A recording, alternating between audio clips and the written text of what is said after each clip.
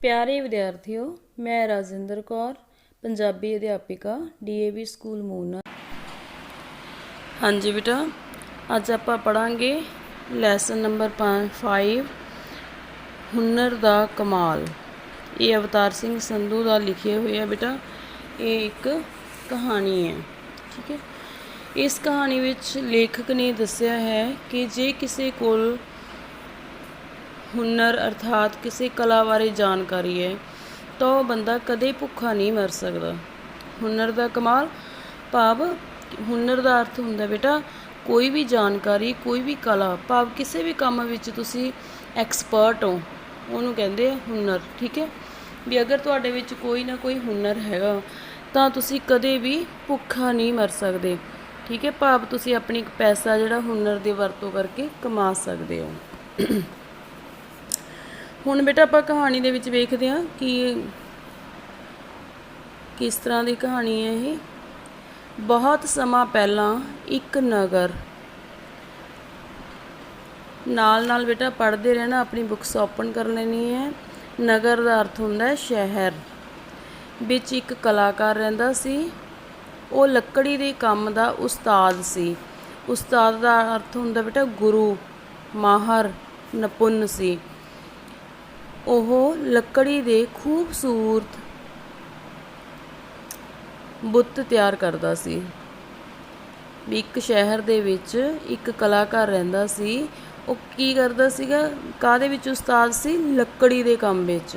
ਉਹ ਲੱਕੜੀ ਦੇ ਉੱਤੇ ਆਪਣੀ ਕਲਾਕਾਰੀ ਕਰਕੇ ਉਹਦੇ ਖੂਬਸੂਰਤ, ਬਹੁਤ ਸੁੰਦਰ ਬੁੱਤ ਤਿਆਰ ਕਰਦਾ ਸੀ। ਉਹ ਬੂਹੇ ਬਾਰੀਆਂ ਉੱਤੇ ਖੂਬਸੂਰਤ ਬੇਲ ਬੂਟੇ ਬਣਾਉਂਦਾ ਸੀ। ਅਤੇ ਹੋਰ ਕੀ ਕਰਦਾ ਸੀ, ਜਿੱਦਾਂ ਸਾਡੇ ਦਰਵਾਜ਼ੇ ਹੁੰਦੇ ਹੈ, ਬੂਹੇ ਮਤਲਬ ਦਰਵਾਜ਼ੇ, ਬਾਰੀਆਂ ਮਤਲਬ ਵਿੰਡੋ, ਖਿੜਕੀਆਂ ਦੇ ਜਿਹੜੇ ਲੱਗੇ ਹੁੰਦੇ ਨੇ ਲੱਕੜ ਦੀਆਂ ਚੁਗਾਠਾਂ ਵਗੈਰਾ, ਦਰਵਾਜ਼ੇ ਵਗੈਰਾ, ਉਹਨਾਂ ਦੇ ਉੱਪਰ ਵੀ ਬੇਲ ਬੂਟੇ ਪਾ ਕੇ ਤਰ੍ਹਾਂ ਦੇ ਡਿਜ਼ਾਈਨ ਬਣਾਉਂਦਾ ਸੀ। ਲੱਕੜੀ ਦਾ ਕੰਮ ਕਰਾਉਣ ਲਈ ਲੋਕ ਉਸ ਦੇ ਘਰ ਦੇ ਚੱਕਰ ਕੱਢਦੇ ਰਹਿੰਦੇ ਸਨ। ਭਾਵ ਵੀ ਉਹ ਇੰਨਾ ਅੱਛਾ ਕੰਮ ਕਰਦਾ ਸੀ, ਇੰਨਾ ਵਧੀਆ ਕੰਮ ਕਰਦਾ ਸੀ ਕਿ ਲੋਕ ਆਪਣਾ ਉਸ ਤੋਂ ਕੰਮ ਕਰਵਾਉਣ ਦੇ ਲਈ ਉਹਦੇ ਘਰ ਦੇ ਗੇੜੇ ਲਗਾਉਂਦੇ ਰਹਿੰਦੇ ਸੀਗੇ। ਉਸ ਕੋਲ ਰਤਾ ਵੀ ਬੇਹਲ ਨਹੀਂ ਸੀ ਹੁੰਦੀ। ਉਹ ਆਪਣੇ ਕੰਮ ਦਾ ਉਸਤਾਦ ਸੀ, ਇਸੇ ਕਰਕੇ ਉਸਨੂੰ ਪੈਸੇ ਦੀ ਕੋਈ ਕਮੀ ਨਹੀਂ ਸੀ। ਕਮੀ ਦਾ ਅਰਥ ਹੁੰਦਾ ਬੇਟਾ ਘਾਟ। ਲੋਕ ਆਪਣਾ ਕੰਮ ਕਰਵਾਉਣ ਲਈ ਉਸਨੂੰ ਖੂਬ ਪੈਸਾ ਦਿੰਦੇ। ਹੁਨਰ ਕਰਕੇ ਨਗਰ ਵਿੱਚ ਉਸ ਦਾ ਬੜਾ ਮਾਣ ਸਨਮਾਨ ਸੀ। ਕਹਿੰਦੇ ਉਹ ਇੰਨਾ ਵਧੀਆ ਕੰਮ ਕਰਦਾ ਸੀ, ਲੱਕੜ ਦੇ ਕੰਮ ਵਿੱਚ ਇੰਨਾ ਨਿਪੁੰਨ ਸੀ, ਇੰਨਾ ਉਸਤਾਦ ਸੀ ਕਿ ਕਹਿੰਦੇ ਸਾਰੇ ਲੋਕ ਸੀ ਜਿਹੜੇ ਉਸੇ ਤੋਂ ਹੀ ਆਪਣਾ ਕੰਮ ਹੈ ਜਿਹੜਾ ਕਰਵਾਉਣਾ ਚਾਹੁੰਦੇ ਸੀਗੇ। ਇਸੇ ਕਰਕੇ ਉਹਨੂੰ ਪੈਸੇ ਦੀ ਕੋਈ ਘਾਟ ਨਹੀਂ ਸੀ, ਕਿਉਂਕਿ ਜਦੋਂ ਲੋਕਾਂ ਦੇ ਮਨਪਸੰਦ ਦਾ ਕੰਮ ਕਰ ਦਿੰਦਾ ਸੀ ਤਾਂ ਲੋਕ ਖੁਸ਼ ਹੋ ਕੇ ਉਹਨੂੰ ਬਹੁਤ ਪੈਸਾ ਦਿੰਦੇ ਸੀਗੇ। ਐਸੇ ਹੁਨਰ ਕਰਕੇ, ਹੁਨਰ ਦਾ ਤਾਂ ਪਹਿਲੇ ਵੀ ਤੁਹਾਨੂੰ ਦੱਸਤਾ ਬੇਟਾ, ਕੋਈ ਵੀ ਕਲਾ ਜਿਹਦੇ ਵਿੱਚ ਤੁਸੀਂ ਨਿਪੁੰਨ ਹੋ, ਉਸ ਦੇ ਲੱਕੜ ਦੇ ਕੰਮ ਦੇ ਵਿੱਚ ਜੋ ਉਹਦੇ ਵਿੱਚ ਨਿਪੁੰਨਤਾ ਸੀ, ਉਹਦੇ ਕਰਕੇ ਉਹਨੂੰ ਸਾਰੇ ਸ਼ਹਿਰ ਦੇ ਵਿੱਚ ਮਾਣ ਸਨਮਾਨ ਸੀ। ਭਾਵ ਉਹਦੀ ਇੱਜ਼ਤ ਮਾਣ ਕਰਦੇ ਸੀਗੇ ਲੋਕੀ। ਉਸ ਕਲਾਕਾਰ ਦੇ 2 ਜੁੜਵਾਂ ਪੁੱਤਰ ਸਨ। ਫਿਰ ਉਹਦੇ ਕਿੰਨੇ ਬੇਟੇ ਸੀਗੇ? 2 ਬੇਟੇ ਸੀਗੇ। ਜੁੜਵਾ ਹੁੰਦਾ ਬੇਟਾ ਜੋੜੇ, ਟਵਿਨਜ਼। ਦੋਵਾਂ ਦੇ ਸੁਭਾਅ ਵਿੱਚ ਜ਼ਮੀਨ ਅਸਮਾਨ ਦਾ ਫਰਕ ਸੀ। ਇੱਕ ਦਾ ਸੁਭਾਅ ਤਾਂ ਚੰਚਲ ਸੀ, ਦੂਜੇ ਦਾ ਸੁਭਾਅ ਗੰਭੀਰ। ਕਿ ਦੋਨਾਂ ਦੇ ਸੁਭਾਅ ਸੀ, ਜਿਹੜੀ ਨੇਚਰ ਸੀ ਜਿਹੜੀ, ਉਹ ਇੱਕ ਦੂਜੇ ਤੋਂ ਉਲਟ ਸੀਗੇ। ਭਾਵ ਇੱਕ ਬੱਚਾ ਕਿਹੋ ਜਿਹਾ ਸੀ? ਚੰਚਲ ਸੀ, ਸ਼ਰਾਰਤੀ ਸੀ। ਦੂਜਾ ਕਿੱਦਾਂ ਸੀ? ਸਿੰਸੀਅਰ ਸੀ, ਗੰਭੀਰ ਸੀ। ਵੱਡਾ ਪੁੱਤਰ ਸਾਰਾ ਦਿਨ ਖੇਡਾਂ ਵਿੱਚ ਮਸਤ ਰਹਿੰਦਾ, ਪਰ ਛੋਟਾ ਪੁੱਤਰ ਆਪਣੇ ਪਿਤਾ ਦੇ ਕੋਲ ਬੈਠ ਕੇ ਉਸ ਦੇ ਕੰਮਕਾਰ ਨੂੰ ਦੇਖਦਾ ਰਹਿੰਦਾ। ਹੁਣ ਜਿਹੜਾ ਵੱਡਾ ਬੇਟਾ ਸੀਗਾ ਉਹ ਕੀ ਕਰਦਾ ਸੀ? ਉਹ ਸਾਰਾ ਦਿਨ ਖੇਡਣ ਦੇ ਵਿੱਚ ਮਸਤ ਰਹਿੰਦਾ ਸੀ, ਉਹਦਾ ਕੋਈ ਧਿਆਨ ਨਹੀਂ ਸੀ ਮੇਰੇ ਪਿਤਾ ਜੀ ਕੀ ਕੰਮ ਕਰਦੇ ਹੈ। ਬਟ ਜੋ ਛੋਟਾ ਬੱਚਾ ਸੀਗਾ, ਉਹ ਬੇਟਾ ਸੀਗਾ, ਉਹ ਕੀ ਕਰਦਾ ਸੀ? ਉਹ ਆਪਣੇ ਪਿਤਾ ਜੀ ਨੂੰ ਦੇਖਦਾ ਰਹਿੰਦਾ ਸੀ ਵੀ ਉਹ ਲੱਕੜ ਦੀ ਕਲਾਕਾਰੀ ਹੈ ਜਿਹੜੀ ਉਹ ਕਿਵੇਂ ਕਰਦੇ ਹੈਗੇ। ਹੌਲੀ ਦੋਵੇਂ ਵੱਡੇ ਹੋ ਗਏ। ਉਸ ਕਲਾਕਾਰ ਨੇ ਦੋਵਾਂ ਨੂੰ ਆਪਣੇ ਕੋਲ ਬੁਲਾਇਆ ਅਤੇ ਪੁੱਛਿਆ ਕਿ ਤੁਸੀਂ ਮੇਰਾ ਹੁਨਰ ਸਿੱਖਣਾ ਚਾਹੋਗੇ? ਦੋਵੇਂ ਕੁਝ ਦੇਰ ਚੁੱਪ ਰਹੇ। ਫਿਰ ਵੱਡਾ ਬੋਲਿਆ, ਸਾਨੂੰ ਇਹ ਕੰਮ ਸਿੱਖਣ ਦੀ ਕੀ ਲੋੜ ਹੈ? ਸਾਡੇ ਕੋਲ ਤਾਂ ਇੰਨਾ ਧਨ ਹੈ, ਅਸੀਂ ਸਾਰੀ ਉਮਰ ਬੈਠ ਕੇ ਖਾ ਸਕਦੇ ਹਾਂ। ਜਦੋਂ ਦੋਨੋਂ ਬੇਟੇ ਉਸ ਲੱਕੜ ਦੇ ਕਲਾਕਾਰ ਦੇ ਦੋਨੋਂ ਬੇਟੇ ਸੀ ਜਿਹੜੇ ਵੱਡੇ ਹੋ ਗਏ, ਤਾਂ ਉਹਨੇ ਪੁੱਛਿਆ ਵੀ ਬੇਟਾ ਤੁਸੀਂ ਦੋਨੋਂ, ਜਿੱਦਾਂ ਮੈਂ ਇਹ ਲੱਕੜ ਦੀ ਕਲਾਕਾਰੀ ਕਰਦਾ, ਤਾਂ ਤੁਸੀਂ ਇਹਨੂੰ ਸਿੱਖਣਾ ਚਾਹੋਗੇ ਵੀ ਇਹ ਹੁਨਰ, ਇਹ ਕਲਾ ਤੁਸੀਂ ਆਪਣੇ ਕੋਲੇ ਲੈਣਾ ਚਾਹੋਗੇ, ਇਹਨੂੰ ਸਿੱਖ ਕੇ ਆਪਣੀ ਬਣਾਉਣਾ ਚਾਹੋਗੇ? ਤਾਂ ਵੱਡੇ ਬੇਟੇ ਨੇ ਕੀ ਜਵਾਬ ਰਿਹਾ? ਪਹਿਲਾਂ ਤਾਂ ਉਹ ਚੁੱਪ ਰਹੇ, ਫਿਰ ਕੀ ਕਹਿਣ ਲੱਗੇ ਵੀ ਸਾਨੂੰ ਤਾਂ ਤੁਸੀਂ ਇੰਨਾ ਪੈਸਾ ਕਮਾ ਕੇ ਦੇ ਦਿੱਤਾ ਵੀ ਸਾਨੂੰ ਤਾਂ ਕੰਮ ਕਰਨ ਦੀ ਵੀ ਲੋੜ ਨਹੀਂ। ਜੋ ਸਾਡੇ ਕੋਲੇ ਪੈਸਾ ਹੈ ਇੰਨਾ ਜ਼ਿਆਦਾ ਹੈ, ਤਾਂ ਅਸੀਂ ਤੁਹਾਡਾ ਹੁਨਰ ਸਿੱਖ ਕੇ ਕੀ ਲੈਣਾ? ਵੀ ਅਸੀਂ ਤਾਂ ਬਿਲਕੁਲ ਫ੍ਰੀ ਬਹਿ ਕੇ ਬਿਨਾਂ ਕੰਮ ਕੀਤੇ ਹੀ ਉਮਰ ਭਰ ਬਹਿ ਕੇ ਖਾ ਸਕਦੇ ਹਾਂ। ਵੱਡੇ ਦਾ ਉੱਤਰ ਸੁਣ ਕੇ ਕਲਾਕਾਰ ਸੋਚਾਂ ਵਿੱਚ ਪੈ ਗਿਆ। ਉਹ ਫਿਰ ਬੋਲਿਆ, ਜੇ ਇੱਕ ਪਾਸੇ ਮੇਰੀ ਸਾਰੀ ਦੌਲਤ ਤੇ ਦੂਜੇ ਪਾਸੇ ਮੇਰੀ ਕਲਾ ਤੇ ਹੁਨਰ ਹੋਵੇ ਤਾਂ ਤੁਸੀਂ ਕੀ ਚਾਹੋਗੇ? ਜਦੋਂ ਉਹਨੇ ਆਪਣੇ ਬੇਟੇ ਦਾ ਇਹ ਜਵਾਬ ਸੁਣਿਆ ਵੀ ਅਸੀਂ ਨਹੀਂ ਸਿੱਖਣਾ, ਤਾਂ ਉਹਨੇ ਫਿਰ ਕੀ ਆਪਸ਼ਨ ਰੱਖੀ? ਉਹ ਸੁਣ ਕੇ ਪਹਿਲੇ ਤਾਂ ਉਹ ਸੁਣ ਕੇ ਸੋਚਾਂ ਵਿੱਚ ਪੈ ਗਿਆ ਵੀ ਕਿੱਦਾਂ ਦੀ ਸੋਚ ਹੈ ਇਹਨਾਂ ਬੱਚਿਆਂ ਦੀ। ਬੇਟਾ ਦੇਖੋ, ਪੈਸਾ ਸਾਡੇ ਕੋਲੇ ਸਦਾ ਲਈ ਨਹੀਂ ਰਹਿੰਦਾ ਹੁੰਦਾ। ਪੈਸਾ ਕਦੋਂ ਰਹੂਗਾ? ਜਦੋਂ ਤੁਸੀਂ ਕਮਾਈ ਵੀ ਕਰੋਗੇ, ਜਿੰਨਾ ਪੈਸਾ ਖਰਚੋਗੇ ਉਨਾ ਪੈਸਾ ਹੋਰ ਕਮਾ ਕੇ ਉਹਦੇ ਵਿੱਚ ਜਮ੍ਹਾਂ ਕਰੋਗੇ। ਅਗਰ ਤੁਸੀਂ ਕਮਾਈ ਕਰੋਗੇ ਨਹੀਂ, ਇਕੱਲਾ ਖਰਚਾ ਹੀ ਕਰੀ ਜਾਓਗੇ, ਬੇਸ਼ੱਕ ਬੇਟਾ ਕਿੰਨਾ ਹੀ ਪੈਸਾ ਤਾਂ ਇੱਕ ਦਿਨ ਉਹ ਖ਼ਤਮ ਜ਼ਰੂਰ ਹੋ ਜਾਵੇਗਾ। ਠੀਕ ਹੈ, ਇਸ ਲਈ ਜਿਹੜਾ ਕਲਾਕਾਰ ਸੀਗਾ, ਲੱਕੜੀ ਦਾ ਕੰਮ ਕਰਨ ਵਾਲਾ ਸੀ, ਉਹ ਇਸ ਗੱਲ ਨੂੰ ਸਮਝਦਾ ਸੀ, ਪਰ ਉਹਦੇ ਬੱਚੇ ਸੀ ਜਿਹੜੇ ਉਹ ਨਹੀਂ ਸਮਝ ਰਹੇ ਸੀ। ਉਹਨਾਂ ਲਈ ਤਾਂ ਸੀ ਵੀ ਪੈਸਾ ਹੈ ਤਾਂ ਸਾਨੂੰ ਕੰਮ ਕਰਨ ਦੀ ਕੀ ਲੋੜ ਹੈ। ਤਾਂ ਫਿਰ ਉਹਨੇ ਇੱਕ ਆਪਸ਼ਨ ਰੱਖਿਆ ਉਹਨਾਂ ਦੇ ਅੱਗੇ ਵੀ ਅਗਰ ਤੁਹਾਡੇ ਕੋਲੇ ਇੱਕ ਪਾਸੇ ਤਾਂ ਜਿੰਨੀ ਮੈਂ ਧਨ ਦੌਲਤ ਕਮਾਈ ਹੈ ਇਹ ਹੋਵੇ ਤੇ ਦੂਜੇ ਪਾਸੇ ਮੇਰੀ ਕਲਾ ਹੋਵੇ, ਤਾਂ ਤੁਸੀਂ ਕਿਹਨੂੰ ਚੁਣੋਗੇ? ਪੈਸੇ ਨੂੰ ਚੁਣੋਗੇ ਜਾਂ ਤੁਸੀਂ ਮੇਰੀ ਕਲਾ ਨੂੰ ਚੁਣੋਗੇ? ਮੈਂ ਤੁਹਾਡੀ ਦੌਲਤ ਲਵਾਂਗਾ, ਮੈਂ ਹੁਨਰ ਕੀ ਕਰਨਾ? ਇਸ ਵਾਰ ਵੀ ਵੱਡਾ ਹੀ ਬੋਲਿਆ। ਕਲਾਕਾਰ ਇਹ ਜਵਾਬ ਸੁਣ ਕੇ ਉਦਾਸ ਹੋ ਗਿਆ। ਤਾਂ ਜਦੋਂ ਉਹਨੇ ਇਹ ਦੋਨੋਂ ਆਪਸ਼ਨ ਰੱਖਤੇ ਵੀ ਦੋਨਾਂ 'ਚੋਂ ਇੱਕ ਚੁਣਨਾ ਹੋਵੇ ਤਾਂ ਤੁਸੀਂ ਕੀ ਚੁਣੋਗੇ? ਵੱਡੇ ਨੇ ਕੀ ਕਿਹਾ ਵੀ ਮੈਂ ਤਾਂ ਸਾਰਾ ਧਨ ਦੌਲਤ ਲੈ ਲੂँਗਾ, ਮੈਂ ਕਲਾ ਤੋਂ ਕੀ ਲੈਣਾ? ਤਾਂ ਇਹ ਜਵਾਬ ਸੁਣ ਕੇ ਉਹ ਬੜਾ ਉਦਾਸ ਹੋਇਆ। ਉਸੇ ਦਿਨ ਕਲਾਕਾਰ ਨੇ ਇੱਕ ਵਸੀਅਤ ਲਿਖੀ। ਵਸੀਅਤ ਸਮਝਦੇ ਹੋ ਬੇਟਾ? ਵਸੀਅਤ ਦਾ ਅਰਥ ਹੁੰਦਾ ਜਾਇਦਾਦ ਸੰਬੰਧੀ ਲਿਖਤ, ਵੀ ਜਦੋਂ ਮੇਰੇ ਮਰਨ ਤੋਂ ਬਾਅਦ ਇਹ ਜਾਇਦਾਦ ਹੈ ਜਿਹੜੀ ਮੇਰੇ ਬੱਚਿਆਂ ਨੂੰ ਦਿੱਤੀ ਜਾਵੇ, ਜਿਹਨੂੰ ਵੀ ਤੁਸੀਂ ਆਪਣੇ ਨਾਂ ਲਗਵਾਉਣਾ ਚਾਹੁੰਦੇ ਹੋ, ਉਸ ਲਿਖਤ ਨੂੰ ਕਹਿੰਦੇ ਆ ਵਸੀਅਤ। ਜਿਸ ਵਿੱਚ ਉਸਨੇ ਲਿਖਿਆ, ਮੇਰੇ ਮਰਨ ਤੋਂ ਬਾਅਦ ਮੇਰੀ ਸਾਰੀ ਦੌਲਤ, ਘਰ ਤੇ ਨਗਦੀ ਰਕਮ ਮੇਰੇ ਵੱਡੇ ਪੁੱਤਰ ਨੂੰ ਦਿੱਤੀ ਜਾਵੇ। ਮੇਰੇ ਛੋਟੇ ਪੁੱਤਰ ਨੂੰ ਸਾਰੇ ਔਜ਼ਾਰ ਦੇ ਦਿੱਤੇ ਜਾਣ। ਔਜ਼ਾਰ ਹੁੰਦੇ ਆ ਬੇਟਾ ਜਿਹੜੇ ਨਾਲ ਉਹ ਕੰਮ ਕਰਦਾ ਸੀਗਾ, ਅਲੱਗ-ਅਲੱਗ ਤਰ੍ਹਾਂ ਦੇ ਸੰਦ। ਠੀਕ ਹੈ, ਕਹਿੰਦੇ ਉਸੇ ਦਿਨ ਹੀ ਜਦੋਂ ਉਹਨੇ ਆਪਣੇ ਵੱਡੇ ਬੇਟੇ ਦਾ ਇਹ ਜਵਾਬ ਸੁਣਿਆ ਤਾਂ ਛੋਟਾ ਤਾਂ ਬੋਲਿਆ ਹੀ ਨਹੀਂ, ਕਿ ਕੁਝ ਨਹੀਂ ਬੋਲਿਆ, ਉਹਨੇ ਕੋਈ ਜਵਾਬ ਨਹੀਂ ਦਿੱਤਾ। ਤਾਂ ਉਹਨਾਂ ਨੇ ਇੱਕ ਵਸੀਅਤ ਲਿਖੀ, ਜਿਹਦੇ ਵਿੱਚ ਵੀ ਲਿਖਤ ਲਿਖੀ, ਜਿਸ 'ਚ ਇਹ ਲਿਖਿਆ ਵੀ ਮੇਰੇ ਮਰਨ ਤੋਂ ਬਾਅਦ ਜਿੰਨੀ ਮੇਰੇ ਕੋਲੇ ਧਨ ਦੌਲਤ ਹੈ, ਜਾਂ ਮੇਰਾ ਘਰ ਹੈ, ਜਾਂ ਮੇਰੇ ਕੋਲੇ ਕੋਈ ਨਗਦ ਕੈਸ਼ ਹੈ, ਉਹ ਸਾਰਾ ਕੁਝ ਮੇਰੇ ਵੱਡੇ ਬੇਟੇ ਨੂੰ ਦਿੱਤਾ ਜਾਵੇ।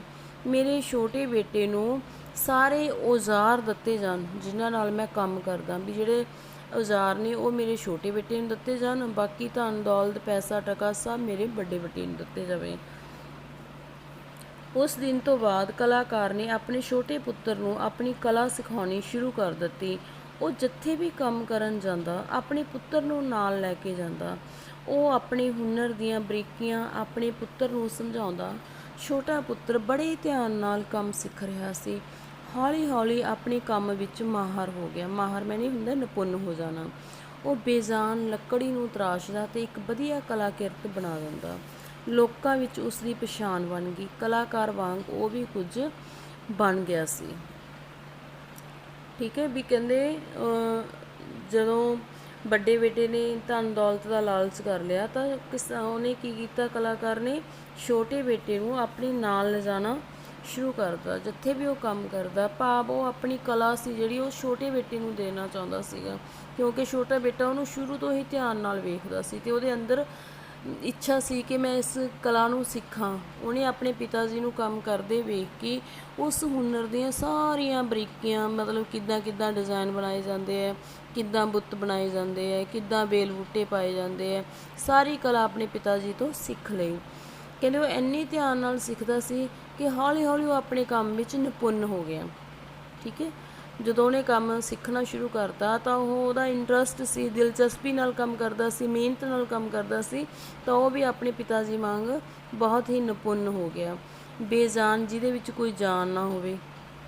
ਵੀ ਕਹਿੰਦੇ ਲੱਕੜੀ ਨੂੰ ਤਰਾਸ਼ਦਾ, ਤਰਾਸ਼ਦਾ ਦਾ ਅਰਥ ਹੁੰਦਾ ਬੇਟਾ ਛਿੱਲਦਾ, ਭਾਵ ਛਿੱਲ ਕੇ ਉਹਦੇ ਉੱਤੇ ਕਲਾਕਿਰਤ ਰਚਨਾ, ਕਲਾਕਿਰਤ ਦਾ ਅਰਥ ਹੁੰਦਾ ਰਚਨਾ। ਵੀ ਇੱਕ ਬੇਜਾਨ ਲੱਕੜੀ ਨੂੰ ਤਰਾਸ਼ਦਾ, ਔਜ਼ਾਰਾਂ ਦੇ ਨਾਲ ਉਹਨੂੰ ਛਿੱਲ ਕੇ ਉਹ 'ਤੇ ਵਧੀਆ ਡਿਜ਼ਾਈਨ ਬਣਾ ਕੇ ਉਹ ਬਹੁਤ ਵਧੀਆ ਰਚਨਾ ਬਣਾ ਦਿੰਦਾ ਸੀ। ਲੋਕਾਂ ਦੇ ਵਿੱਚ ਉਹਦੀ ਵੀ ਪਛਾਣ ਬਣ ਗਈ, ਜਿਵੇਂ ਉਹਦੇ ਪਿਤਾ ਜੀ ਪ੍ਰਸਿੱਧ ਸੀਗੇ ਆਪਦੀ ਕਲਾ ਕਰਕੇ, ਐਸੇ ਤਰ੍ਹਾਂ ਹੀ ਛੋਟਾ ਬੇਟਾ ਵੀ ਆਪਣੀ ਪਛਾਣ ਬਣਾ ਚੁੱਕਿਆ ਸੀ, ਭਾਵ ਪ੍ਰਸਿੱਧ ਹੋ ਚੁੱਕਿਆ ਸੀ। ਕੁਝ ਸਾਲਾਂ ਬਾਅਦ ਕਲਾਕਾਰ ਦੀ ਮੌਤ ਹੋ ਗਈ। ਵੱਡੇ ਪੁੱਤਰ ਨੇ ਪਿਤਾ ਦੀ ਵਸੀਅਤ ਮੁਤਾਬਕ ਘਰ ਦੇ ਨਗਦੀ ਰਕਮ ਸੰਭਾਲ ਲਈ। ਛੋਟੇ ਭਰਾ ਨੂੰ ਵਸੀਅਤ ਅਨੁਸਾਰ ਪਿਤਾ ਦੇ ਸਾਰੇ ਔਜ਼ਾਰ ਸੰਭਾਲ ਦਿੱਤੇ। ਕਹਿੰਦੇ ਦੇਖੋ ਬੇਟਾ, ਹੁਣ ਜੋ ਇੱਕ ਇਸ ਦੁਨੀਆ 'ਤੇ ਇੱਕ ਦਿਨ ਤਾਂ ਉਸਨੇ ਜਾਣਾ ਹੀ ਹੈ। ਠੀਕ ਹੈ, ਤਾਂ ਉਹਨਾਂ ਦੇ ਕਲਾਕਾਰ ਪਿਤਾ ਦੀ ਵੀ ਮੌਤ ਹੋ ਗਈ, ਤਾਂ ਹੁਣ ਵਸੀਅਤ ਉਹਨਾਂ ਦੀ ਕੀਤੀ ਹੋਈ ਸੀ, ਕੋਈ ਲੜਾਈ ਵਾਲੀ ਗੱਲ ਨਹੀਂ ਸੀ। ਇਸ ਲਈ ਵੱਡੇ ਬੇਟੇ ਨੂੰ ਸਾਰੇ ਪੈਸੇ, ਘਰ ਦੌਲਤ, ਧਨ ਦੌਲਤ ਸਭ ਕੁਛ ਲੈ ਲਿਆ, ਅਤੇ ਛੋਟੇ ਬੇਟੇ ਨੂੰ ਉਹਦੇ ਪਿਤਾ ਜੀ ਵਾਲੇ ਸਾਰੇ ਔਜ਼ਾਰ ਸੀ ਜਿਹੜੇ ਉਹ ਦੇ ਦਿੱਤੇ, ਕਿਉਂਕਿ ਉਹਨਾਂ ਦੇ ਪਿਤਾ ਜੀ ਦਾ ਫੈਸਲਾ ਸੀ ਵੀ ਵੱਡੇ ਨੂੰ ਮੇਰਾ ਧਨ ਦੌਲਤ ਦਿੱਤਾ ਜਾਵੇ, ਛੋਟੇ ਬੱਚੇ ਨੂੰ ਔਜ਼ਾਰ ਦਿੱਤੇ ਜਾਣ। ਤੂੰ ਇਹ ਬੇਇਨਸਾਫੀ ਨਾ ਕਰ, ਛੋਟਾ ਵੀ ਤਾਂ ਤੇਰਾ ਭਰਾ ਹੈ, ਉਸ ਦਾ ਵੀ ਆਪਣੇ ਪਿਤਾ ਦੀ ਕਮਾਈ ਉੱਤੇ ਪੂਰਾ ਹੱਕ ਹੈ। ਤੂੰ ਅੱਧਾ ਧਨ ਆਪਣੇ ਆਪ ਉਸ ਨੂੰ ਸੰਭਾਲ ਦੇ। ਕਲਾਕਾਰ ਦੀ ਪਤਨੀ ਨੇ ਆਪਣੇ ਵੱਡੇ ਪੁੱਤਰ ਅੱਗੇ ਤਰਲਾ ਕੀਤਾ। ਜਦੋਂ ਕਲਾਕਾਰ ਦੀ ਮੌਤ ਹੋ ਜਾਂਦੀ ਹੈ ਤਾਂ ਉਹਦੀ ਮਤਲਬ ਪਤਨੀ, ਬੱਚੇ, ਬੇਟਿਆਂ ਦੀ ਮਾਂ, ਉਹਨੇ ਆਪਣੇ ਵੱਡੇ ਬੇਟੇ ਨੂੰ ਕਿਹਾ ਵੀ ਇਹ ਬੇਇਨਸਾਫੀ ਹੈ। ਬੇਇਨਸਾਫੀ ਦਾ ਅਰਥ ਹੁੰਦਾ ਬੇਟਾ ਅਨਿਆਂ ਹੈ ਇਹ। ਠੀਕ ਹੈ, ਵੀ ਮਤਲਬ ਸਹੀ ਨਹੀਂ ਹੈ ਇਹ, ਵੀ ਤੂੰ ਇਸ ਤਰ੍ਹਾਂ ਨਾ ਕਰ, ਇਹ ਤੇਰਾ ਛੋਟਾ ਭਰਾ ਹੈ, ਜਿੰਨਾ ਹੱਕ ਤੇਰਾ ਆਪਣੇ ਪਿਤਾ ਜੀ ਦੀ ਕਮਾਈ 'ਤੇ ਹੈ ਉਨਾ ਇਹਦਾ ਵੀ ਹੈ। ਅੱਧਾ ਹੀ ਧਨ ਦੌਲਤ ਜੋ ਵੀ ਹੈ ਤੂੰ ਰੱਖ ਲੈ, ਅੱਧਾ ਪੈਸਾ ਇਹਨੂੰ ਦੇ ਦੇ। ਉਸਨੇ ਆਪਣੇ ਵੱਡੇ ਪੁੱਤਰ ਅੱਗੇ ਤਰਲਾ ਕੀਤਾ, ਭਾਵ ਮਿੰਨਤਾਂ ਕੀਤੀਆਂ ਵੀ ਬੇਟਾ ਤੂੰ ਇਸ ਤਰ੍ਹਾਂ ਨਾ ਕਰ, ਤੇਰਾ ਛੋਟਾ ਭਰਾ ਹੈ, ਤੂੰ ਇਹਨੂੰ ਵੀ ਪੈਸਾ ਦੇ। ਬੇਸ਼ੱਕ ਤੇਰੇ ਪਿਤਾ ਜੀ ਨੇ ਵਸੀਅਤ ਕਰ ਦਿੱਤੀ ਹੈ, ਪਰ ਤੂੰ ਆਪਣੀ ਇਨਸਾਨੀਅਤ ਦੇ ਨਾਤੇ ਅੱਧੋ ਅੱਧ ਕਰੋ ਇਹਦਾ। ਠੀਕ ਹੈ, ਮੈਂ ਕੋਈ ਬੇਇਨਸਾਫੀ ਨਹੀਂ ਕਰ ਰਿਹਾ। ਪਿਤਾ ਜੀ ਦੀ ਆਖਰੀ ਇੱਛਾ ਇਹੀ ਸੀ ਕਿ ਵਸੀਅਤ ਮੁਤਾਬਕ ਸਾਰਾ ਕੁਝ ਵੰਡਿਆ ਜਾਵੇ। ਵੱਡੇ ਪੁੱਤਰ ਨੇ ਕੋਰਾ ਜਵਾਬ ਦੇ ਦਿੱਤਾ, ਕਿਉਂਕਿ ਬੇਟਾ ਉਹ ਕੋਈ ਕੰਮ ਵੀ ਨਹੀਂ ਕਰਨਾ ਚਾਹੁੰਦਾ ਸੀ, ਇਸ ਲਈ ਉਹਨੂੰ ਇਨਸਾਨੀਅਤ ਜਾਂ ਕੋਈ ਅੱਛੀਆਂ ਗੱਲਾਂ ਦਾ ਵੀ ਨਹੀਂ ਸੀ, ਉਹਦੇ ਵਿੱਚ ਚੰਗੇ ਗੁਣ ਵੀ ਨਹੀਂ ਸੀ। ਉਹਨੇ ਕੀ ਕਿਹਾ ਵੀ ਪਿਤਾ ਜੀ ਦੀ ਤਾਂ ਆਖਰੀ ਇੱਛਾ ਹੀ ਇਹੀ ਸੀ, ਜੋ ਉਹਨਾਂ ਦੀ ਵਸੀਅਤ ਹੈ ਉਹਦੇ ਮੁਤਾਬਕ ਮੈਂ ਪੈਸਾ ਟਕਾ, ਘਰ-ਬਾਰ ਸਭ ਕੁਝ ਲੈ ਲਿਆ ਅਤੇ ਇਹਨੂੰ ਔਜ਼ਾਰ ਦੇ ਦਿੱਤੇ। ਮੈਂ ਆਪਣੇ ਵੱਲੋਂ ਕੋਈ ਬੇਇਨਸਾਫੀ ਨਹੀਂ, ਭਾਵ ਮੈਂ ਕੋਈ ਅਨਿਆਂ ਨਹੀਂ ਕੀਤਾ, ਜੇ ਪਿਤਾ ਜੀ ਹੀ ਕਰਕੇ ਗਏ ਜੋ ਜਿੱਦਾਂ ਕੀਤਾ ਉਹਨਾਂ ਨੇ। ਮਾਤਾ ਜੀ ਤੁਸੀਂ ਚਿੰਤਾ ਨਾ ਕਰੋ, ਮੇਰੇ ਕੋਲ ਪਿਤਾ ਜੀ ਦਾ ਹੁਨਰ ਹੈ, ਪੈਸਾ ਤਾਂ ਹੱਥਾਂ ਦੀ ਮੈਲ ਹੈ। ਛੋਟਾ ਪੁੱਤਰ ਬੋਲਿਆ। ਉਹਨੇ ਛੋਟੇ ਪੁੱਤਰ ਬੇਟਾ ਉਹਦੇ ਵਿੱਚ ਹੁਨਰ ਵੀ ਸੀ, ਉਹਦੇ ਵਿੱਚ ਗੁਣ ਵੀ ਸੀਗੇ ਚੰਗੇ, ਤਾਂ ਉਹਨੇ ਆਪਣੀ ਮਾਤਾ ਨੂੰ ਕੀ ਸਮਝਾਇਆ ਵੀ ਮਾਤਾ ਜੀ ਤੁਸੀਂ ਮੇਰੀ ਫਿਕਰ ਨਾ ਕਰੋ, ਵੀ ਮੈਨੂੰ ਕੋਈ ਫਰਕ ਨਹੀਂ ਪੈਂਦਾ ਵੀ ਮੇਰੇ ਕੋਲ ਪੈਸਾ ਨਹੀਂ ਹੈ ਜਾਂ ਘਰ ਨਹੀਂ ਹੈ, ਕੁਛ ਵੀ ਨਹੀਂ ਹੈ, ਵੀ ਮੇਰੇ ਕੋਲ ਤਾਂ ਪਿਤਾ ਜੀ ਦਾ ਹੁਨਰ ਹੈ, ਭਾਵ ਪਿਤਾ ਜੀ ਦੀ ਸਿਖਾਈ ਹੋਈ ਕਲਾ ਹੈ, ਉਹਨਾਂ ਦੇ ਔਜ਼ਾਰ ਨੇਗੇ। ਠੀਕ ਹੈ, ਵੀ ਮੈਨੂੰ ਕਿਸੇ ਚੀਜ਼ ਦੀ ਕਮੀ ਨਹੀਂ ਰਹਿਣੀ। ਛੋਟੇ ਪੁੱਤਰ ਨੇ ਆਪਣੇ ਪਿਤਾ ਦੇ ਔਜ਼ਾਰ ਸੰਭਾਲੇ ਅਤੇ ਕੰਮ ਕਰਨਾ ਸ਼ੁਰੂ ਕਰ ਦਿੱਤਾ। ਉਸ ਦੀ ਮਿਹਨਤ ਅਤੇ ਲਗਨ ਰੰਗ ਲਿਆਈ। ਦੂਰ ਦੂਰ ਤੱਕ ਉਸ ਦੇ ਕੰਮ ਦੀ ਚਰਚਾ ਹੋਣ ਲੱਗੀ। ਲੋਕ ਉਸ ਕੋਲੋਂ ਆਪਣੀਆਂ ਹਵੇਲੀਆਂ ਵਿੱਚ ਲੱਕੜ ਦਾ ਕੰਮ ਕਰਵਾਉਂਦੇ, ਉਹ ਲੱਕੜ ਦੇ ਬੁੱਤ ਤਰਾਸ਼ਦਾ।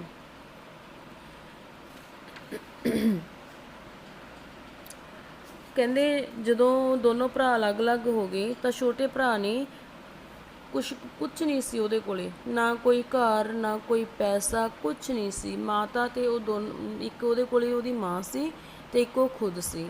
ਸਿਰਫ ਹੋਰ ਤੀਸਰਾ ਸਾਥ ਕਾਹਦਾ ਸੀ? ਹੁਨਰ ਦਾ। ਤੀਸਰਾ ਸੀ ਬੇਟਾ ਉਹਦੇ ਕੋਲੇ ਕਲਾ। ਠੀਕ ਹੈ, ਉਹਨੇ ਆਪਣੀ ਮਿਹਨਤ ਅਤੇ ਲਗਨ ਦੇ ਨਾਲ ਪਿਤਾ ਜੀ ਦੇ ਦਿੱਤੇ ਹੋਏ ਔਜ਼ਾਰਾਂ ਨਾਲ ਕੰਮ ਕਰਨਾ ਸ਼ੁਰੂ ਕਰ ਦਿੱਤਾ। ਕਹਿੰਦੇ ਜੋ ਤੁਸੀਂ ਮਿਹਨਤ ਅਤੇ ਲਗਨ ਦੇ ਨਾਲ ਕੰਮ ਕਰਦੇ ਹੋ ਤਾਂ ਉਹ ਬੇਟਾ ਜ਼ਰੂਰ ਰੰਗ ਲਿਆਉਂਦੀ ਹੈ। ਕਹਿੰਦੇ ਉਹ ਇੰਨਾ ਪ੍ਰਸਿੱਧ ਹੋ ਗਿਆ ਕਿ ਦੂਰ ਦੂਰ ਤੱਕ ਉਹਦੇ ਕੰਮ ਦੇ ਗੱਲਾਂ ਹੋਣ ਲੱਗੀਆਂ। ਲੋਕ ਸੀ ਜਿਹੜੇ ਵੱਡੀਆਂ ਵੱਡੀਆਂ ਹਵੇਲੀਆਂ ਦੇ ਵਿੱਚ ਖਿੜਕੀਆਂ, ਦਰਵਾਜ਼ੇ ਜਾਂ ਹੋਰ ਕਿਤੇ ਬੇਲ ਬੂਟੇ ਪਵਾਉਣੇ ਹੁੰਦੇ ਸੀ ਜਾਂ ਡੈਕੋਰੇਸ਼ਨ ਦੇ ਲੱਕੜੀ ਦੀ ਕਰਵਾਉਣੀ ਹੁੰਦੀ ਸੀ ਤਾਂ ਉਸ ਤੋਂ ਕਰਵਾਉਂਦੇ। ਇਸ ਤੋਂ ਇਲਾਵਾ ਉਹ ਦਰਵਾਜ਼ੇ ਤੇ ਖਿੜਕੀਆਂ ਬਣਾਉਣ ਤੋਂ ਇਲਾਵਾ ਬੁੱਤ ਵੀ ਬਣਾਉਂਦਾ ਸੀਗਾ। ਬਿਲਕੁਲ ਬੇਜਾਨ ਲੱਕੜ ਦੇ ਵਿੱਚ ਜਾਨ ਪਾ ਦਿੰਦਾ ਸੀ। ਉਸ ਕੋਲ ਸਿਰ ਖੁਰਕਣ ਦੀ ਬੇਲ ਨਹੀਂ ਸੀ। ਸਿਰ ਖੁਰਕਣ ਦੀ ਬੇਲ ਭਾਵ ਬਹੁਤ ਜ਼ਿਆਦਾ ਕੰਮ ਸੀ, ਵੀ ਉਹਨੂੰ ਬਿਲਕੁਲ ਵੀ ਫ੍ਰੀ ਸਮਾਂ ਨਹੀਂ ਸੀ। ਘਰ ਵਿੱਚ ਪੈਸੇ ਦੀ ਬਰਸਾਤ ਹੋ ਰਹੀ ਸੀ। ਕਹਿੰਦੇ ਉਹਦੇ ਕਮਾਈ ਇੰਨੀ ਸੀ ਵੀ ਐਂ ਲੱਗਦਾ ਸੀ ਜਿਵੇਂ ਪੈਸਿਆਂ ਦਾ ਮੀਂਹ ਪੈ ਰਿਹਾ ਹੋਵੇ, ਭਾਵ ਬਹੁਤ ਜ਼ਿਆਦਾ ਕਮਾਈ ਹੋਣ ਲੱਗੀ। ਦਿਨਾਂ ਵਿੱਚ ਹੀ ਉਸਨੇ ਬਹੁਤ ਖੂਬਸੂਰਤ ਘਰ ਉਸਾਰ ਲਿਆ।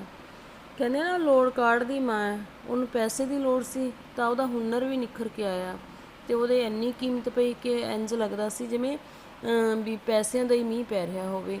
ਤਾਂ ਬੇਟਾ ਪੈਸੇ ਇਕੱਠੇ ਕੀਤੇ ਅਤੇ ਉਹਨੇ ਦਿਨਾਂ ਦੇ ਵਿੱਚ ਹੀ ਆਪਣਾ ਘਰ ਵੀ ਬਣਾ ਲਿਆ। ਉਹ ਆਪਣੀ ਮਾਤਾ ਨਾਲ ਖੁਸ਼ਹਾਲ ਜੀਵਨ ਬਤੀਤ ਕਰਨ ਲੱਗ ਪਿਆ। ਉਸ ਦਾ ਵਿਆਹ ਇੱਕ ਸਾਊ ਅਤੇ ਖੂਬਸੂਰਤ ਲੜਕੀ ਨਾਲ ਹੋ ਗਿਆ। ਜਿਵੇਂ ਹੀ ਉਹਨੇ ਆਪਣਾ ਘਰ ਬਣਾ ਲਿਆ, ਉਹ ਆਪਣੀ ਮਾਤਾ ਦੇ ਨਾਲ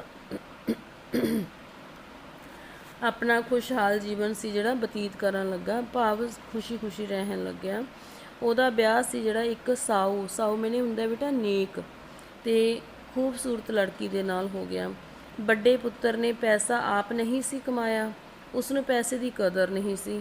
ਦੇਖੋ ਕਦਰ ਕਿਸ ਚੀਜ਼ ਦੀ ਹੁੰਦੀ ਹੈ? ਜਿਹੜੀ ਚੀਜ਼ ਮਿਹਨਤ ਦੇ ਨਾਲ ਕੀਤੀ ਹੋਵੇ, ਜਿਹੜੀ ਚੀਜ਼ ਬਿਨਾਂ ਮਿਹਨਤ ਕੀਤੇ ਸਾਨੂੰ ਮਿਲ ਜਾਂਦੀ ਹੈ, ਉਹਦੀ ਅਸੀਂ ਕਦਰ ਨਹੀਂ ਕਰਦੇ। ਤਾਂ ਵੱਡੇ ਬੇਟੇ ਨੇ ਵੀ ਐਵੇਂ ਕੀਤਾ। ਪਿਤਾ ਦੀ ਮਿਹਨਤ ਦੀ ਕਮਾਈ ਸੀ ਜਿਹੜੀ ਮਿਲੀ ਹੋਈ ਸੀ, ਉਹਨੇ ਉਹਦੀ ਕੋਈ ਕਦਰ ਨਹੀਂ ਕੀਤੀ, ਉਹਨੂੰ ਕੋਈ ਕਿਰਕ ਨਹੀਂ ਸੀ। ਉਹ ਪੈਸਾ ਕਿਵੇਂ ਪਾਣੀ ਵਾਂਗ ਵਹਾ ਰਿਹਾ ਸੀ, ਖਰਚ ਰਿਹਾ ਸੀ। ਉਸਨੇ ਪਾਣੀ ਵਾਂਗ ਪੈਸਾ ਬਹਾਉਣਾ ਸ਼ੁਰੂ ਕਰ ਦਿੱਤਾ, ਭਾਵ ਬਹੁਤ ਜ਼ਿਆਦਾ ਖਰਚਾ ਕਰਨਾ ਸ਼ੁਰੂ ਕਰ ਦਿੱਤਾ। ਪਾਣੀ ਵਾਂਗ ਬਹਾਉਣਾ ਵੀ ਬਿਨਾਂ ਸੋਚੇ ਸਮਝੇ, ਜਿੱਥੇ 10 ਲੱਗਣੇ ਉੱਥੇ 100 ਲਗਾ ਖਰਚ ਕਰ ਦੇਣਾ। ਉਸ ਨੂੰ ਭੈੜੀਆਂ ਆਦਤਾਂ ਪੈ ਗਈਆਂ। ਬੇਲੜ ਅਤੇ ਨਸ਼ਈ ਲੋਕ ਉਸ ਦੇ ਯਾਰ ਵੇਲੀ ਸਨ, ਜੋ ਘੁਣ ਵਾਂਗ ਉਸ ਦਾ ਪੈਸਾ ਖਾ ਰਹੇ ਸਨ। ਦੇਖਦੇ ਦੇਖਦੇ ਉਸ ਦਾ ਸਾਰਾ ਪੈਸਾ ਮੁੱਕ ਗਿਆ। ਫਿਰ ਉਸ ਦਾ ਘਰ ਵੀ ਵਿਕ ਗਿਆ। ਉਹ ਭੁੱਖਾ ਮਰਨ ਲੱਗਾ। ਅਖੀਰ ਉਹ ਨਗਰ ਛੱਡ ਕੇ ਕਿਧਰੇ ਦੂਰ ਚਲਾ ਗਿਆ। ਹੁਣ ਇੱਕ ਪਾਸੇ ਦਾ ਦੇਖੋ, ਛੋਟੇ ਬੇਟੇ ਨੇ ਆਪਣਾ ਸਾਰਾ ਘਰ ਵੀ ਬਣਾ ਲਿਆ, ਉਹਦਾ ਮਤਲਬ ਵਿਆਹ ਵੀ ਹੋ ਗਿਆ ਸੀ, ਬਹੁਤ ਖੁਸ਼ਹਾਲ ਜੀਵਨ ਜੀ ਰਿਹਾ ਸੀਗਾ। ਕਿਉਂ ਜੀ ਰਿਹਾ ਸੀ? ਕਿਉਂਕਿ ਉਹ ਮਿਹਨਤੀ ਸੀ, ਆਪਣੀ ਕਲਾ ਦਾ ਇਸਤੇਮਾਲ ਕਰ ਰਿਹਾ ਸੀਗਾ। ਅਤੇ ਦੂਸਰੇ ਪਾਸੇ ਵੱਡੇ ਬੇਟੇ ਨੂੰ ਪਿਤਾ ਦੀ ਜਿਹੜੀ ਕਮਾਈ ਕੀਤੀ ਹੋਈ ਸੀ, ਉਹਨੂੰ ਕੋਈ ਕਦਰ ਨਹੀਂ ਸੀ। ਬਹੁਤ ਜ਼ਿਆਦਾ ਖਰਚਾ ਕਰਨ ਲੱਗ ਪਿਆ। ਪੈਸਾ ਜ਼ਿਆਦਾ ਹੋਣ ਕਰਕੇ ਬੇਟਾ ਉਹਨੂੰ ਕਈ ਭੈੜੀਆਂ ਆਦਤਾਂ ਪੈ ਗਈਆਂ, ਨਸ਼ੇ ਕਰਨ ਲੱਗ ਪਿਆ। ਹੁਣ ਜਿਹੜੇ ਇੱਦਾਂ ਦੇ ਲੋਕ ਹੁੰਦੇ ਆ, ਉਹਨਾਂ ਦੇ ਜਾਰੀਆਂ ਦੋਸਤ ਵੀ ਜਾਰੀਆਂ ਵੀ ਕਿਹੋ ਜਿਹੇ ਲੋਕਾਂ ਨਾਲ ਹੋਣਗੀਆਂ? ਭੈੜੇ ਲੋਕਾਂ ਨਾਲ ਹੀ, ਭਾਵ ਨਸ਼ੇੜੀ ਲੋਕਾਂ ਨਾਲ ਹੀ ਉਹਦੀ ਉੱਠਣੀ ਬੈਠਣੀ ਸੀ। ਉਹੇ ਜਿਹੇ ਉਹਦੇ ਦੋਸਤ ਸੀਗੇ ਅਤੇ ਜਿਹੜੇ ਉਹਦੇ ਦੋਸਤ ਸੀ ਉਹ ਵੀ ਉਹਦੇ ਪੈਸੇ ਨੂੰ ਘੁਣ ਹੁੰਦਾ ਨਾ, ਵੀ ਜਿਵੇਂ ਲੱਕੜ ਦੇ ਉੱਤੇ ਲੱਗ ਜਾਂਦਾ ਤਾਂ ਉਹਨੂੰ ਥੋਥੀ ਕਰ ਦਿੰਦਾ, ਵੀ ਜਿਹੜੇ ਯਾਰ ਦੋਸਤ ਸੀ ਉਹ ਵੀ ਉਹਦਾ ਖਰਚਾ ਕਰਵਾਉਂਦੇ ਸੀਗੇ। ਤਾਂ ਜਿਸ ਕਰਕੇ ਉਹਦਾ ਦਿਨਾਂ ਦੇ ਵਿੱਚ ਹੀ ਪੈਸਾ ਸੀ ਜਿਹੜਾ ਉਹ ਖ਼ਤਮ ਹੋ ਗਿਆ। ਫਿਰ ਉਹਦਾ ਘਰ ਵੀ ਵਿਕ ਗਿਆ, ਭਾਵ ਜੋ ਵੀ ਉਹ ਪਿਤਾ ਜੀ ਨੇ ਉਹਨੂੰ ਧਨ ਦੌਲਤ ਘਰ ਵਾਰ ਦਿੱਤਾ ਸੀ, ਉਹਨੇ ਉਹਦੀ ਕਦਰ ਨਾ ਕਰਕੇ ਸਾਰਾ ਕੁਝ ਗਵਾ ਲਿਆ ਸੀ। ਅਖੀਰ ਦੇ ਵਿੱਚ ਉਹ ਭੁੱਖਾ ਮਰਨ ਲੱਗ ਪਿਆ ਅਤੇ ਉਹ ਆਪਣਾ ਨਗਰ ਛੱਡ ਕੇ, ਭਾਵ ਉਹ ਸ਼ਹਿਰ ਛੱਡ ਕੇ ਕਿਧਰੇ ਹੋਰ ਚਲਾ ਗਿਆ। ਛੋਟੇ ਪੁੱਤਰ ਕੋਲ ਹੁਨਰ ਦਾ ਸਰਮਾਇਆ ਸੀ। ਸਰਮਾਇਆ ਮੈਨੇ ਹੁੰਦਾ ਧਨ ਦੌਲਤ ਸੀ। ਅੱਜ ਉਸ ਕੋਲ ਵਧੀਆ ਘਰ, ਧਨ ਦੌਲਤ ਅਤੇ ਖੂਬਸੂਰਤ ਪਤਨੀ ਅਤੇ ਬੱਚੇ ਸਨ।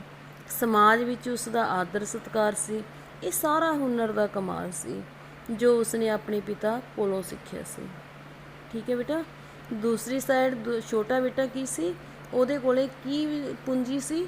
ਆਪਣੇ ਪਿਤਾ ਦਾ ਹੁਨਰ, ਕਲਾ, ਜਿਹਦੇ ਵਰਤੋਂ ਕਰਕੇ, ਮਿਹਨਤ ਅਤੇ ਲਗਨ ਕਰਕੇ ਉਸਨੇ ਇੱਕ ਮੁਕਾਮ ਐਸਾ ਬਣਾ ਲਿਆ ਸੀ, ਜਿਸ ਕਾਰਨ ਉਸਦੇ ਕੋਲੇ ਬਹੁਤ ਸਾਰਾ ਪੈਸਾ, ਘਰ, ਖੂਬਸੂਰਤ ਪਤਨੀ, ਬੱਚੇ, ਭਾਵ ਖੁਸ਼ਹਾਲ ਜੀਵਨ ਬਤੀਤ ਕਰ ਰਿਹਾ ਸੀ।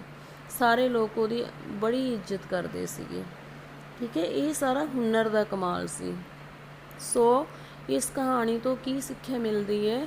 ਵੀ ਸਾਨੂੰ ਮਿਹਨਤ ਅਤੇ ਲਗਨ ਨਾਲ ਕੋਈ ਨਾ ਕੋਈ ਹੁਨਰ ਹੈ ਜੋ ਜ਼ਰੂਰ ਸਿੱਖਣਾ ਚਾਹੀਦਾ ਹੈ, ਜਿਸ ਦਾ ਇਸਤੇਮਾਲ ਕਰਕੇ ਅਸੀਂ ਆਪਣੇ ਜੀਵਨ ਦਾ ਨਿਰਵਾਹ ਕਰਨ ਦੇ ਲਈ ਪੈਸਾ ਕਮਾ ਸਕੀਏ। ਕਦੇ ਵੀ ਬੇਟਾ ਬਿਨਾਂ ਮਿਹਨਤ ਤੋਂ ਕੀਤੀ ਹੋਈ ਕਮਾਈ ਜੇ ਤੁਹਾਡੇ ਕੋਲੇ ਆ ਵੀ ਜਾਂਦੀ ਹੈ ਤਾਂ ਅਸੀਂ ਉਹਦੀ ਕਦਰ ਨਹੀਂ ਕਰਦੇ। ਕਦਰ ਅਸੀਂ ਉਦੋਂ ਕਰਦੇ ਹਾਂ ਜਦੋਂ ਅਸੀਂ ਆਪ ਔਖੇ ਹੋ ਕੇ ਪੈਸਾ ਕਮਾਉਂਦੇ ਹਾਂ। ਠੀਕ ਹੈ ਨਾ, ਇਹੀ ਇਹਦੀ ਕਹਾਣੀ ਹੈ, ਅਤੇ ਇਹਨੂੰ ਚੰਗੀ ਤਰ੍ਹਾਂ ਪੜ੍ਹ ਲੈਣਾ ਹੈ। ਸ਼ਬਦ ਅਰਥ ਦੇਖਦੇ ਹਾਂ ਬੇਟਾ ਅੱਗੇ ਆਪਾਂ।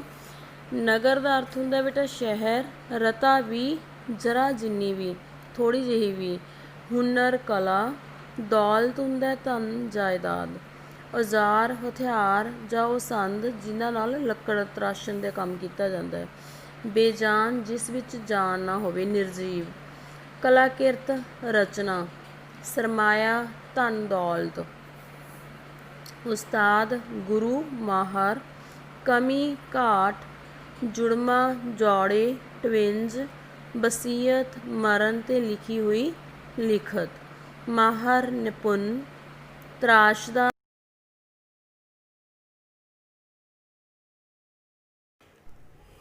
ਬੇਇਨਸਾਫੀ ਅਨਿਆਂ, ਸਿਰ ਖੁਰਕਣ ਦੀ ਵੇਲ ਨਾ ਹੋਣਾ, ਰਤਾ ਵੀ ਬਿਹਲ ਨਾ ਹੋਣਾ। ਅੱਗੇ ਹੈ ਬੇਟਾ ਮੁਹਾਵਰੇ। ਮੁਹਾਵਰਿਆਂ ਦੇ ਅਰਥ।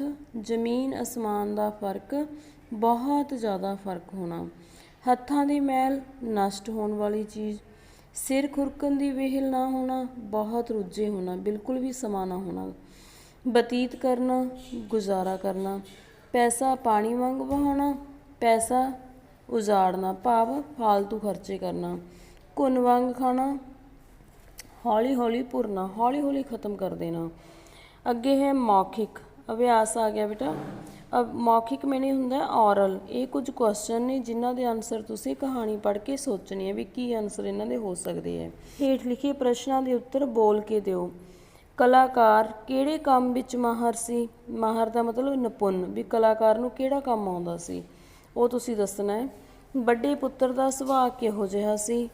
ਲਾਸਟ ਹੈ ਅਖੀਰ ਕਲਾਕਾਰ ਦਾ ਕਿਹੜਾ ਪੁੱਤਰ ਭੁੱਖਾ ਕਿਉਂ ਮਰਨ ਲੱਗਾ? ਠੀਕ ਹੈ, ਵੀ ਕਿਹੜਾ ਬੇਟਾ ਸੀ ਜਿਹੜਾ ਉਹਦਾ ਭੁੱਖਾ ਰਹਿ ਗਿਆ ਸੀ, ਭੁੱਖਾ ਮਰਨ ਲੱਗਿਆ ਸੀ ਅਤੇ ਕਿਉਂ ਮਰਨ ਲੱਗਿਆ ਸੀਗਾ। ਇਹ ਕਹਾਣੀ ਪੜ੍ਹ ਕੇ ਇਹਦੇ ਤੁਸੀਂ ਆਨਸਰ ਹੈ ਜਿਹੜੇ ਉਹ ਸੋਚਣੇ ਹੈ, ਭਾਵ ਇਹ ਅਸੀਂ ਔਰਲ ਹੀ ਕਰਨੇ ਹੈ। ਠੀਕ ਹੈ, ਬਾਕੀ ਬੁੱਕ ਵਰਕ ਅਸੀਂ ਕੱਲ੍ਹ ਨੂੰ ਕਰਾਂਗੇ। ਉਹਦੇ ਵਿੱਚ ਤੁਹਾਡੀ PDF ਫਾਈਲ ਦੇ ਵਿੱਚ ਤੁਹਾਨੂੰ ਮਿਲ ਜਾਏਗਾ। ਠੀਕ ਹੈ ਬੇਟਾ, ਇਹੀ ਕਰ ਲੈਣਾ। ਠੀਕ ਹੈ, ਉਮੀਦ ਹੈ ਤੁਹਾਨੂੰ ਇਹ ਕਹਾਣੀ ਸਮਝ ਆ ਗਈ ਹੋਵੇਗੀ। ਠੀਕ ਹੈ, ਆਪਣੇ ਆਪਣੇ ਘਰਾਂ ਦੇ ਵਿੱਚ ਰਹਿਣਾ, ਸੁਰੱਖਿਅਤ ਰਹਿਣਾ ਅਤੇ ਆਪਣਾ ਯਾਦ ਕਰਨਾ। ਠੀਕ ਹੈ ਬੇਟਾ, ਓਕੇ, ਟੇਕ ਕੇਅਰ।